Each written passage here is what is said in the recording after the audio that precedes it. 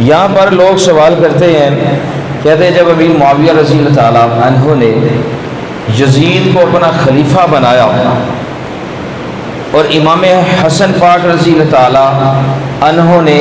امیر معاویہ رضی اللہ عنہ کو خلافت عطا فرمائی، تو جب آپ نے خلافت عطا فرمائی، امیر معاویہ رضی اللہ تعالیٰ عنہ نے یزید کو اپنا خلیفہ جانشین مقرر کیا، تو پھر تو امام حسین رضی اللہ عنہ کو یزید کی بیعت ضرور کرنی چاہیے تھی، کیونکہ یہ خلافت امام حسن پاک رضی اللہ عنہ نے عطا فرمائی تھی۔ اب یہ لوگ جو ہے اس طرح کے سوال کرتے ہیں، نہ سوال کرتے ہوئے سوچتے ہیں نہ سمجھتے ہیں، اور بڑے لوگوں نے جو ہے لعینوں نے، یزید کے پیروکاروں نے یزید کو امیر المومنین بھی کہا، یزید کو شہزادہ بھی کہا، بہت کچھ کہا۔ ان کو سوچتے ہوئے ڈر نہیں لگتا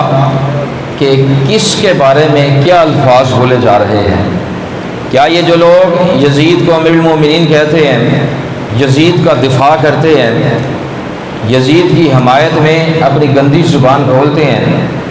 کل قیامت کے دن مصطفیٰ صلی اللہ علیہ وآلہ وسلم کے سامنے یہ کون سا منہ لے کر جائیں گے؟ کن آنکھوں سے چہرہ مصطفیٰ علیہ السلام دیکھیں گے؟ مجھے تو لگتا ہے ان کو چہرہ مصطفیٰ علیہ السلام دکھایا ہی نہیں جانا، ایسے یہ بدترین لوگ ہیں۔ تو امام حسن پاک رضی اللہ عنہ کی خلافت راشدہ کہلاتی، جس کی مقدار خود شفیع امت حضور سیدنا رسول اللہ صلی اللہ علیہ وآلہ وسلم نے اپنی حدیث پاک میں بیان فرمائی کہ میرے بعد خلافت 30 سال تک رہے گی، میرے بعد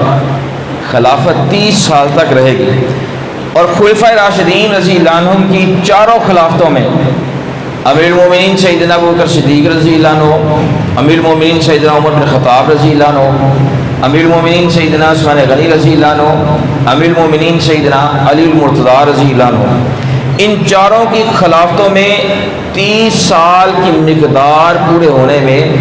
6 ماہ اور کچھ دن باقی تھے، اور 6 ماہ کچھ دن خلافت امام حسن پاک رضی اللہ تعالیٰ عنہ نے سنبھالی۔ اس بنا پر خلفائے راشدین کے آخری جو خلیفہ ہے امام حسن پاک رضی اللہ تعالیٰ عنہ کو کہا جاتا ہے۔ پھر آپ نے خلافت جو ہے وہ امیر معاویہ رضی اللہ تعالیٰ عنہ کو عطا فرما دی، اور حضرت سیدنا امیر معاویہ رضی اللہ تعالیٰ عنہ یزید پلید کے فسق و فجور پر آگاہ نہیں تھے، ان کو علم نہیں تھا کہ میرا یہ جو بیٹا یزید ہے یہ کتنا لعین ہے، کتنا لعنتی ہے، کتنا شرابی ہے، کتنا زانی ہے، کتنا بدکار ہے۔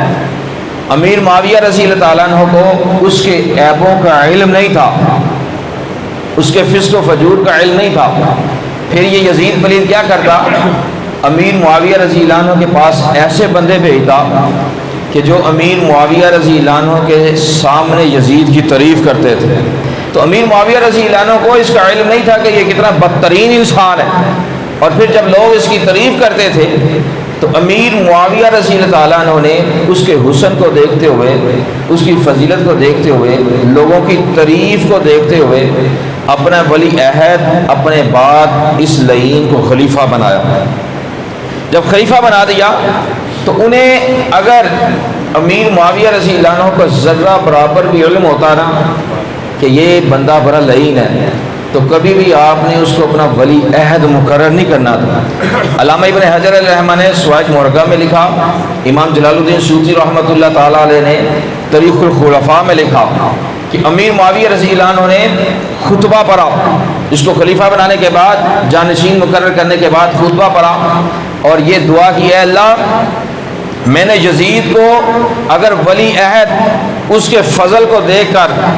اس کی جو فضیلت بیان کی گئی ہے اس کو دیکھ کر بنایا ہے، تو مولا اسے میری امید تک پورا پہنچاؤ، اور مولا اگر میں نے اپنی محبت کی وجہ سے اسے جانشین بنایا ہے حالانکہ وہ اس کا اہل نہیں ہے، تو مولا اسے منصب پر پہنچنے سے پہلے موت دے دے۔